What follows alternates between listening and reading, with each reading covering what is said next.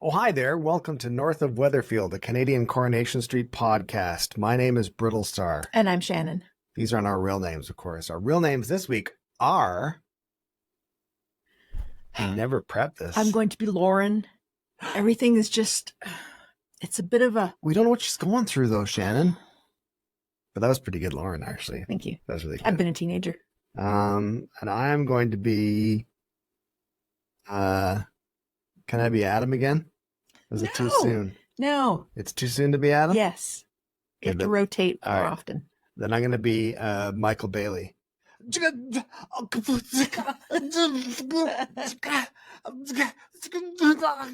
I have a coffee? Yeah. I suppose so. Should we do the theme? Yes. Okay, let's do the theme.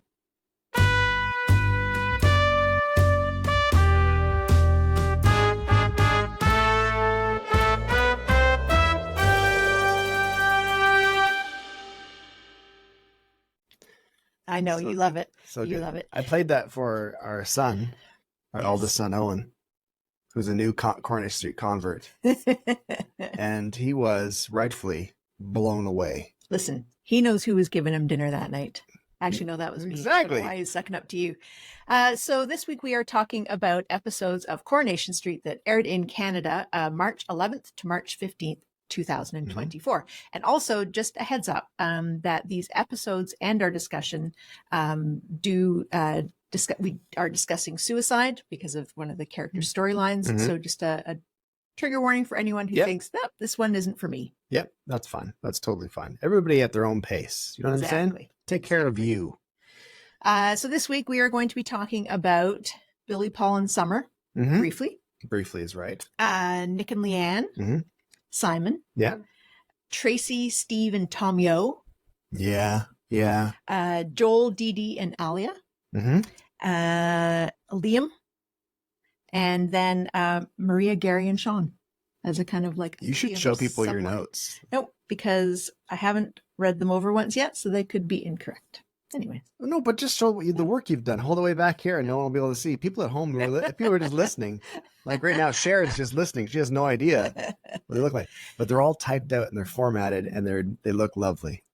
So Billy, Paul, and Summer. This is very brief. It was just at the very beginning. But Billy and Paul finally said to Summer, hey, maybe you should take that free year abroad in America after all. Yeah, and I feel like it's weird because I get why Paul doesn't want her to go because he would miss her. He realizes his time is limited. Sure. And all that kind of stuff. I get that. But at the same time, everybody's time is limited. Exactly. And Summer is a kid. She's got this opportunity. It'll likely not happen again. So plus they made it sound like she was going to Antarctica, where it's one of those things where it's like, well, when you're there for 6 months. There's no way out until spring. It's like she's going to America. It's a 5-hour plane ride if Paul. Exactly. Now, when you said that when we were watching it, and I said, but people in England just assume that 2 hours is too far. London. This is true. Yeah. All right, Lauren. Yes. So Bobby was trying to romance Lauren after they'd had their cuddling on the couch. Yeah. So he brought her flowers the day after Valentine's Day. That's right. Apparently, very busy day for florist shops in Weatherfield. Yeah. Because Bobby bought flowers the day after Valentine's Day. Tommy O bought a rose the day after Valentine's Day. Joel bought flowers the day after Valentine's Day. Yeah. Lauren got sent mystery flowers the day after Valentine's Day. Yeah, it's true. It's a lot. Like I would think as a flower shop the day after Valentine's Day, I'd be like, that's it. I'm done. Maybe they're all on sale. They looked it. They were nice. Some of them were nice. So Bobby showed up with some flowers for Lauren at the cafes. And just as he was handing those over to her and she was quite pleased with them, in comes a delivery of a very lovely large bouquet. Arrangement. It wasn't even a bouquet. It was an arrangement. It was an arrangement. Yes. So Bobby decides that's it. I'm out. I don't like drama. I mean, he likes causing drama, but anyways. So he decides, nope, that's it. And even when he passes her later on the street, he's pretty brusque with her. Brusque? Yes. What does brusque mean? Like not interested, pushing past. Is that a French word? I've never heard this word before. And anyways, but then later on, they run into each other at Speed Doll, and she gives him a kiss in the cheek, and he's back in. He's back in, like, baby. You know what? All right. Yeah. So he arranges to go over to her place. Gets over there just as Max and Sabrina are leaving. Yeah. They've been hanging out there. Yeah. And gets a little bit romantic with Lauren. Yes. Pushes her hoodie off her shoulder. Yeah. And her whole arm is covered in bruises. Solid bruises. Yeah. Looks horrible. And she gets sad. All upset. Yeah. He gets upset. And she essentially kicks him out. But Bobby then has good discussions with Max and Sabrina. So I would like to say Bobby's redeeming himself. I'm going to say, I know they like making characters unlikable at the beginning. Yeah. I think they wrote Bobby a little bit, like I think they had writers who used to do this kind of stuff 20 years ago. I feel that Bobby was a bit antiquated, like we wouldn't accept this kind of some of the... He was a bit of a cheeky chappy when he came. Yeah, but he was also a bit... Yeah. But I do have to say for Bobby, though, because Bobby, as we've mentioned before, we just be sitting down talking to Summer with a coffee. Like, how do you guys know each other? And then he was with Tim and Steve. It's like, what? How? Yeah. How do you guys know each other? Yeah. So I think they've started his redemption arc. Yes. I think he's not coming around. He's gonna be a good guy. But I think one of his best lines was, I think it was David who said to him, like, in reference to Lauren, like, how are you punching above your weight this high? And he said, it's about knowing your worth. I come with free parking and free ticket to the cinema. 2-for-1 cinema tickets. 2-for-1 cinema tickets. I was like, that's a great line. It's good. Okay, I like that. So Max and Sabrina he told them about the bruising.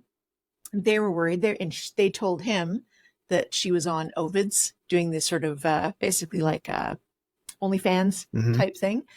So all three of them were concerned about her. Yeah. And had a really nice, caring discussion because they were worried. They were worried. Yes. Is it her ex who's abusive? Yeah. Is she doing sex work? Yeah. On the side because of with her Ovid's thing, and that's what's happening. Is Daniel responsible? Because Max still is convinced that maybe she and Daniel have a bit of something going on. I don't think it's Daniel. I don't think they have anything going on, but I have a guess. Okay. I think it's one of her dad's friends, the guy who was one of her friends. The guy with the sort of greasy long hair. Yeah, longer hair. He's the only one we know really what he looks like. Yeah. I think it's him. I think it's one of her dad's friends. And has he been pimping her out, for want of a better term, or is he the one who's having the sleeping with her? I think he's the one who is. I don't even think it's for money though, because there was kind of an alluding to money thing initially, but I don't think that's been a thing though. I think it's just been a case of like, because she's like, I don't want to see you anymore. I don't want to see you anymore. Yeah. I think it's one of her dad's friends. It's the guy with the long hair. Yeah. I just did a hair thing with my fingers.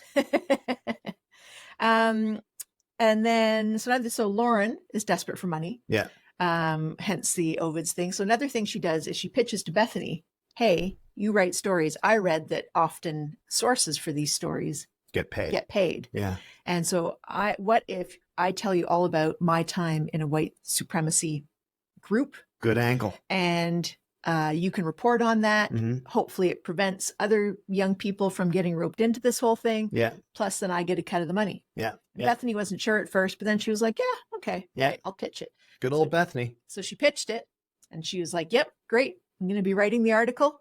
£150. That means that you get, I think 20%. 20% was like 30 something pounds.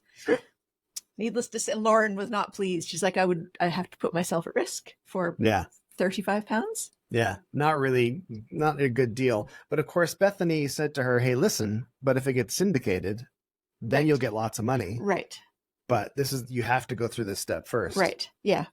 Because you and Owen were getting upset with Bethany a little bit, saying that she was maybe taking advantage of Lauren's story.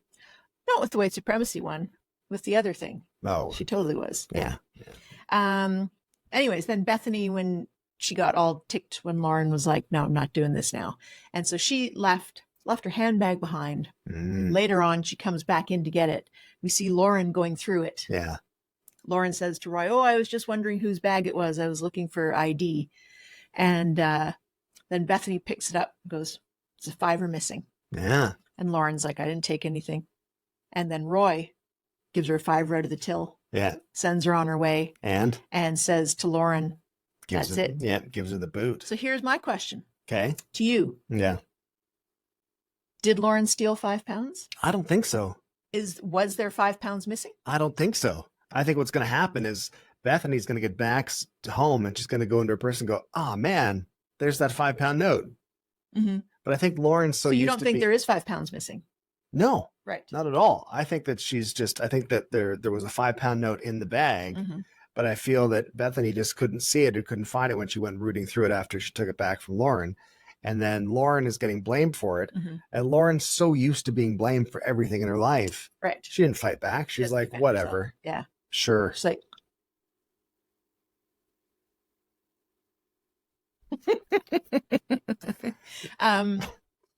you don't think? Do you think Bethany just made up the fact that there was £5 missing? No. I think she's going to go home and find it, and then she's going to feel terrible. She's going to be like, oh. I think Lauren and Bethany are going to be allies. All right. They're going to work together. Okay. In something, for something. Okay. I don't know. Musical number? Perhaps. Maybe a musical number. Do you remember the Coronation Street musical thing you watched? How long was it? Like 15 years, 20 years ago? Yes, like a variety show. Yes, I can't remember what it was for. Remember Liz was on it, was singing with Steve, and Liz sang Sweet Child of Mine? Oh, I don't remember that. I just remember Kirk. And then do you remember Kirk was amazing? Yep. Look for that on YouTube if you can. That's some good times. Okay, so Nick and Leanne. So Toya tells Leanne, hey, on Valentine's Day, Nick was going to propose to you. Yeah. And then, Simon got drunk, crashed the car. Sam got a concussion and collapsed. What a week. Everything was kicking off. That's right. And Leanne's like, why would I want to get married to Nick? We're perfectly fine. What's the problem with that? Yeah. And then the more she thinks about it, the more she's like, calls the Platt chat into the group, bring them to the bistro, along with Toya. Leanne gets down on one knee and proposes to Nick. Yeah. Because it's leap year. That's right. But you're allowed to do that anytime. You're allowed to do that anytime. Doesn't have to wait till leap year. This is true. This is true. It's a modern world. Yeah, it is. It is. Nick scrunches up his face. Very typical Nick response to that's what he does to everything. Yeah. Do you want a coffee? But he says yes. Yeah. Do you want to run drugs out of your restaurant?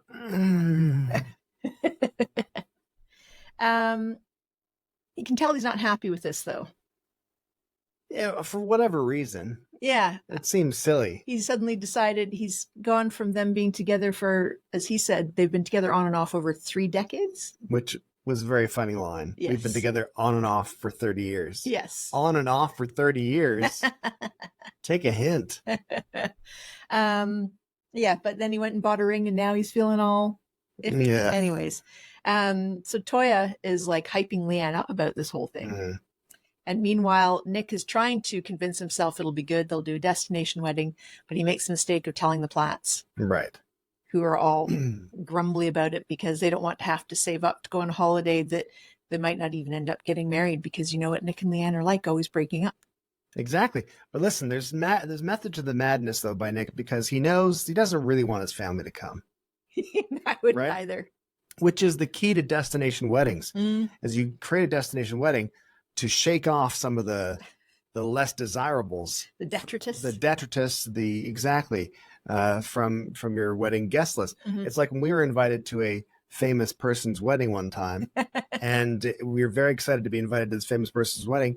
And then we found out it was in Italy and it was like $3,000 a night. We're like, we can't go to that. No. And you just know that the person who invited us was like, that's right. You can't. No, weren't.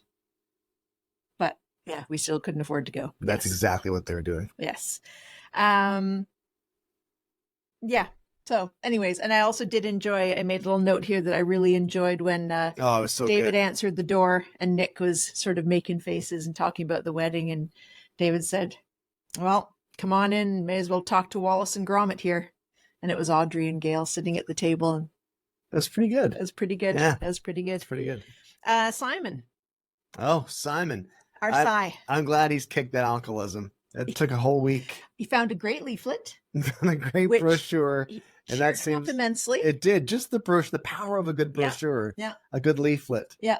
But Leanne asked him if he'd found a support group. So also, first of all, they're just like, They're just letting him figure it out. yeah. Yeah. Like, Listen, buddy, no one's we know you've got a terrible addiction, and you're a young guy. Figure it out. No one taking him, like Carla not taking him to her support group she went to for alcohol. Exactly. Anyways. They've got, And then so Simon says, yes, I did find a group. Looks like it'll be great, but it was sort of like outside of town or on the edge of town or something. He said it was too far away, which was, I think, that was leading though. I think that was foreshadowing. Like something suspect about that. Right. But anyways, Leanne's like, well, you can borrow the car. And Nick's like, we only have one car currently because totaled the other one. Because he pranged the other one. But also the fact that just was the end of the discussion. It wasn't like, Simon, we don't want you driving the car, but I'll drive you to your meeting. Yeah. It was just like, what are you going to do? What are you going to do? I don't know. Maybe you and Ed Bailey can hitch a ride somewhere together. Simon. Tracy, Steve, and Tommy O. It was a little less heartbreaking this week. Week. So Steve's trying to romance Tracy, trying to win her back. Is he though? Yeah, I do. Remember? I got no. He is. You're right. Took her to the bistro. Yeah, yes. No, he is. Being all romantic. Told Amy. I confused myself with Tommy O. Okay. Yeah. Sorry. Told Amy, get your mom to come and meet me here. Yeah. I did quite enjoy. He said to Toya, "Oh, I'm going to." Was it Toya? Whoever was serving. Yeah, he said, I'm going to push the boat out. I'll have a bottle of your finest wine. Then he went, actually, I'll have a bottle of your third most fabulous wine. And she is like, I thought you were pushing the boat out. And he said, I have a very small boat. A very small boat. So Tracy comes, and Tracy, like, he was being charming, and she likes Steve, but you can tell she was like, Tommy O's fit compared to Steve. And then she went out on the street and ran into Tommy O. And Tracy's getting a bit cocky. She's getting a bit cocky. She's kind of like, well, Tommy, I don't know if I can choose between you and Steve. And Tommy's like, I don't know. This might be, I think this is weird because I was hanging out with Steve maybe. Yeah. It's like, and he's got a conscience. But then it didn't really seem to bother him. What seemed to bother him was that Tracy was like, I don't know. I don't know which one of you I'd pick really. Just listen. She's lucky. Well, she then propositioned him and he said no. Yeah, exactly. Do you think it's over? No, I do not think it's over. I think what's going to happen is she's going to catch Tommy O. Tracy's going to catch Tommy O at the right moment. A moment of weakness for him. So most moments? Like halfway through a pint. And that'll be it. Yeah, right. Then they'll be back on. Right back at it. Right. One of them will be on. All right. Joel, Didi, and Aliyah. I feel they all have to go together because I feel Aliyah is more involved in Joel and Didi's relationship than Joel and Didi right now. This is, well, yeah, I'll save that part for later. But yeah, this storyline to me is not interesting yet to me. I don't really care enough yet. Right. Because I think that the stakes are too low currently.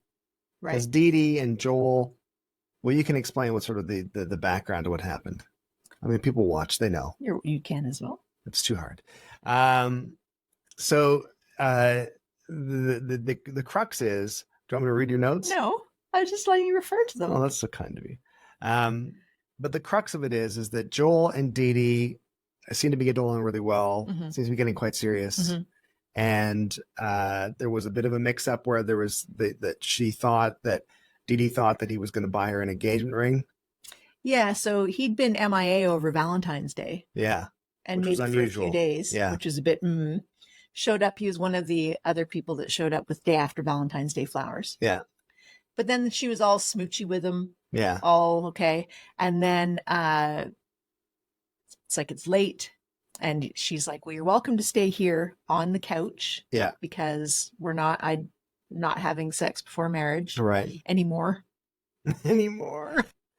And so I've cut that out for now. So first of all, I don't know where Joel lives, but he was offered a love seat to sleep on. He's not a super tall man. He's a short man. He's going to be hanging over the edges.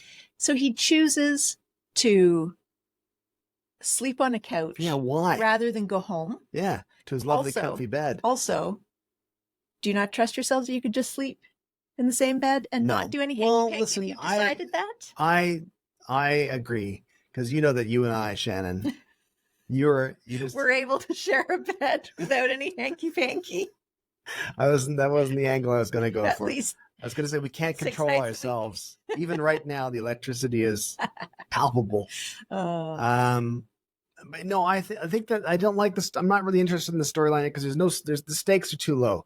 It's like two kids dating in grade 8. I don't care. I hope they're happy. Right. But I mean, now there's this. Aliyah has seen Joel passing by in a car with another woman, not Didi. And then also she mentions this to Toya. Yes. And then Toya immediately at the bistro, and Toya's like, "Oh yeah, he was in here with another woman, and they got into a bit of a fight, a bit of a row, and let's go check the CCTVs." And I thought that was an overreach. Toya's like, "Oh yes, I'll go back a week. Zoom in, enhance, zoom in, enhance." I thought that was a bit far fetched. I thought, first of all, it was overstepping. Toya doesn't have that kind of no. What's the word I'm thinking of? Authorization to do that? Yeah. Surely that's an invasion of privacy. And she might just also end up deleting footage. Something else from an actual. Exactly. I thought that was weird. But then again, it all added up to like, I don't know. Maybe it'll get interesting. I think Joel could be an interesting character, but the stakes need to be higher. So a receipt fell out of his wallet. He'd left his wallet behind the next morning. And it was from a jewelry shop. And it was a receipt for £300. Yeah. And first of all, I don't know why everyone started going, oh, because it's like £300. £300. Like, yeah, nice little, but he's a lawyer. It's a nice little bracelet. Probably not an engagement ring. And from him. And that's no slight to people who can't afford engagement rings at various prices. That's fine. But it seemed somewhat low for a ring. For a ring from him, yes. And then also Aliyah came up across him on the street and he was shouting at someone on the phone. And then he ended the call as soon as she came up. Yeah. And said it was an annoying client. Yeah. But she doesn't believe him. And then when he was going past that woman in the car later on that evening, he said that he'd spent the whole day in court arguing to have evidence, blah, blah, blah, blah, blah. And she knew that that wasn't true because he'd been in a car. Yeah. So, yes. I don't know what's going on. I'm not convinced it's that the other woman is a girlfriend. I think she might be a business partner still. I think that they're family. Oh, okay. That's what I think. That's my prediction, is that they're family. Okay. Yeah. Fighting over a will or something? Something weird. Okay. Yeah. Yeah. Because he was very on the phone. It wasn't like former lover yelling. It seemed to be more like sibling yelling. Yeah. Yeah. Yeah. More matter of fact. And I'm going to have to deal with you till I'm dead anyway. Right. Yeah. Okay. Sort of interesting. Yeah. Also, what I thought was weird about the receipt for £300, Joel overheard them discussing this, and he's like, I treated myself to a pair of cufflinks. Yeah. Now he has to I thought, well, first of all, I thought that was a good cover, though. Sure. You're a lawyer. Yeah. You wear your nice suit. But now he's going to have to go spend £300 on some cufflinks. But also, they're all like, £300 on cufflinks? What are they, solid diamond cufflinks? It's like, come on. I don't know much about cufflinks, but I'm thinking if you got gold cufflinks, £300. Yeah, it's getting easy to get that much. Yeah. Yeah. That was weird. It was weird. We'll see. We'll see what happens with those. Yes. people. Yes. Well, now we've got Aliyah and Toya on it. Yeah. And who knows what else Toya has access to. So every now and then in Coronation Street, I find myself, the other storylines become so uninteresting to me that I sit through them patiently, just waiting to get back to the main storyline. Right. And the main storyline this week, without question, was Liam. Yes. So that kid who acts Liam is so good. I don't know when I last cried at Coronation Street. I cried twice this week. I know. But that kid is so good. And fair shout, Maria doing a great job too. I think Maria's doing an okay job. I think Liam absolutely stepped up, and Sean, who we'll talk about a bit later. See, I didn't think Sean stepped up at all. Absolutely, he did. No. Okay, so anyway, so Liam was supposed to be going back to school for his first day back, which is going to be the last day before the holidays. And he bails. He's like, I can't do it. Yeah. Not going to go. Maria's worried about him. She ends up catfishing him. She creates a That's a strong term. I think that she made a fake profile in order to befriend him, to be added to his friends list. And here's the thing with teenagers. They accept anybody as friends. That's not true. Online. That's not true. A lot of them do. A lot of them do. A lot of young boys might accept girls. Sure. And that meant that she could see messages. Posted to him. Yeah. So poor Maria is heartbroken. Poor Liam is distraught. Yeah. Feels a little betrayed. Yeah. Yeah. Yes. Is just distraught anyways by what's happening to him, and then views this as a betrayal. Worse. Yeah. And yes, Maria was doing a good job. She was trying to say to him, like, I get it. You know, it wasn't as bad as this, but when I was running for council and I was being trolled and sexually harassed and followed, it was awful. And one of the good things she said was, today is not forever. Yeah. Great line. Which is very good. Yeah, I like that. Really good line. So Liam's laptop needs to get returned to the school over the holidays because something had happened to it. And I guess the tech in his search history found that he had been Googling how to kill yourself. So this told the school, and the school couldn't get hold of Maria, called Gary. Yeah. Gary went rushing in. Gary couldn't find Liam. Yeah. Found Maria. Terrifying. No idea where Liam was. Terrifying. And it was, as a parent, terrifying. Yeah. That's how good Liam is. And Gary. I'll give Gary that as well. But they found him.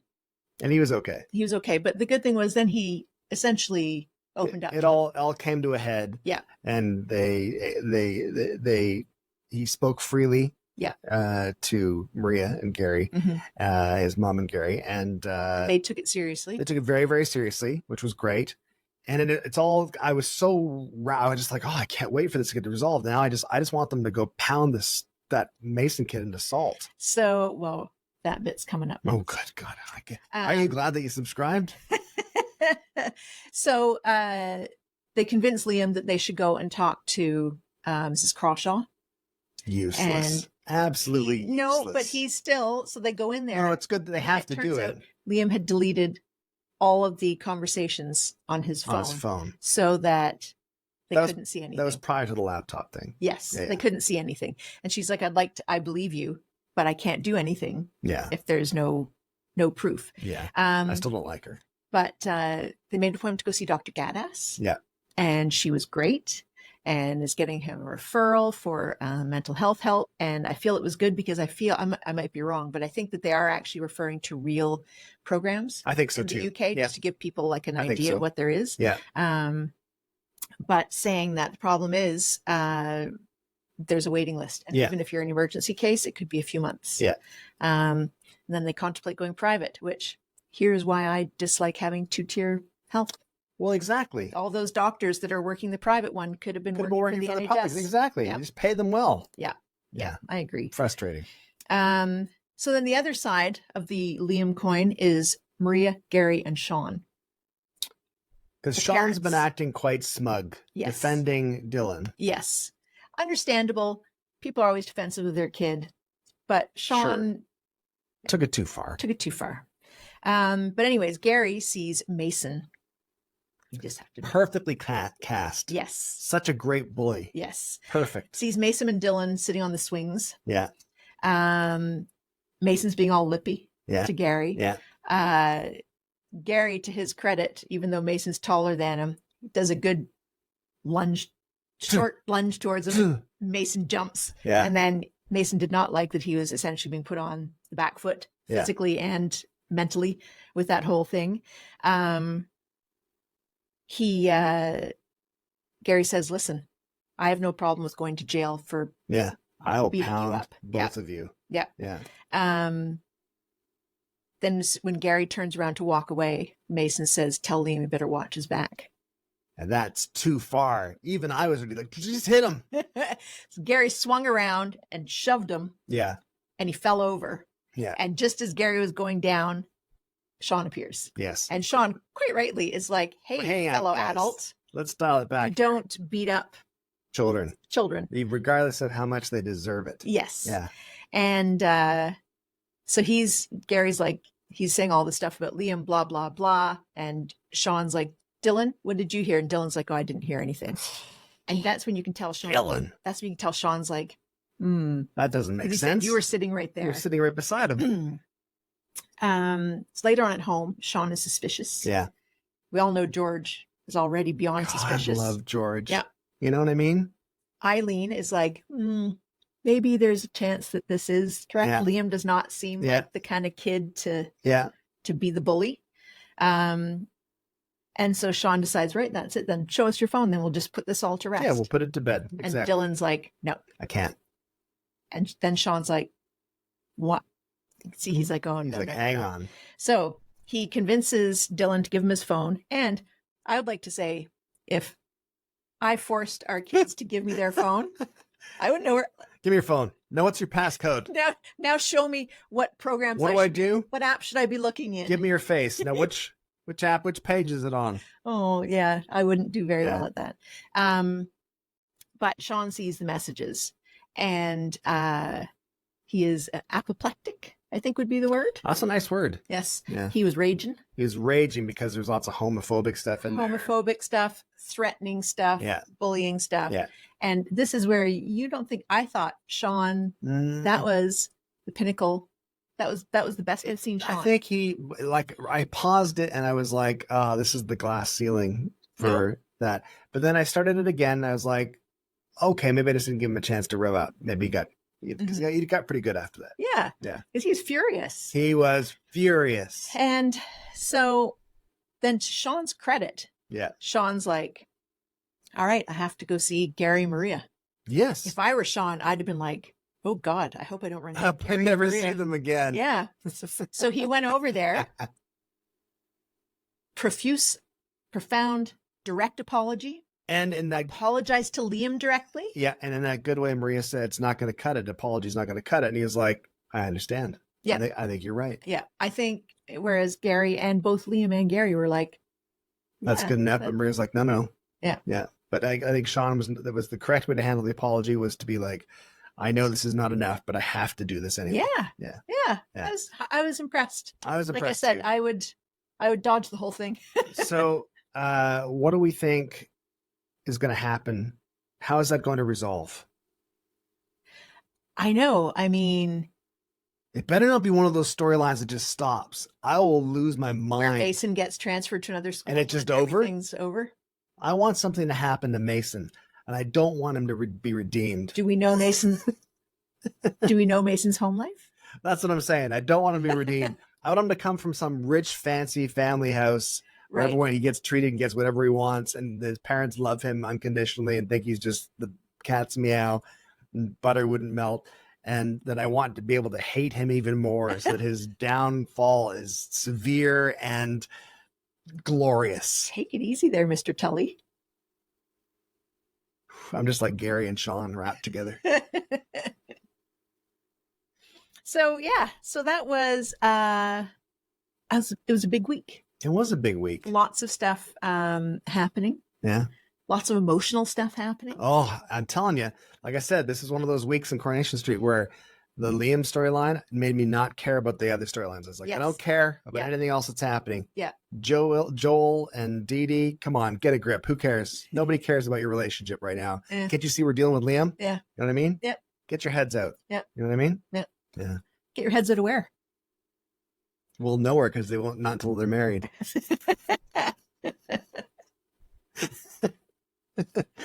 Oh, that's what we've covered it, have we? I think so. This is pretty good. We're actually doing it on the Sunday, which is really impressive. I know. Well, we're back somewhat on track. And then next week I'll be away. Nope, we're going to figure something out. Are we? Yeah, we're going to figure out if we can watch Friday's episode Friday morning. People like the remote episodes.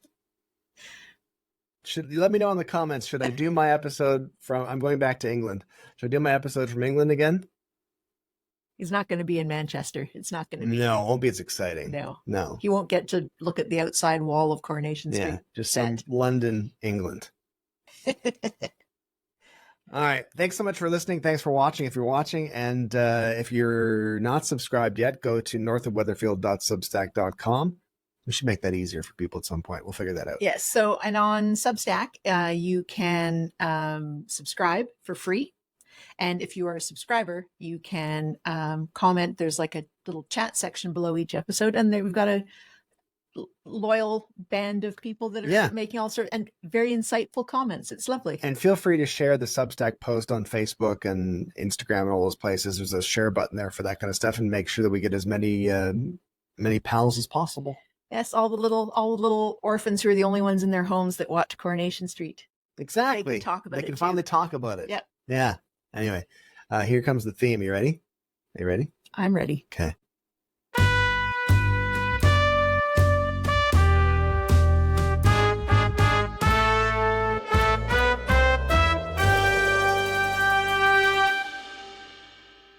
I think what I love best about that is it has the lens flares, just like in the real Coronation Street. That's pretty cool, isn't it? God, who did that? It was me. I did it. Right. Fine. But right. Well, next week then. But whatever. But is that good? That was good, wasn't it?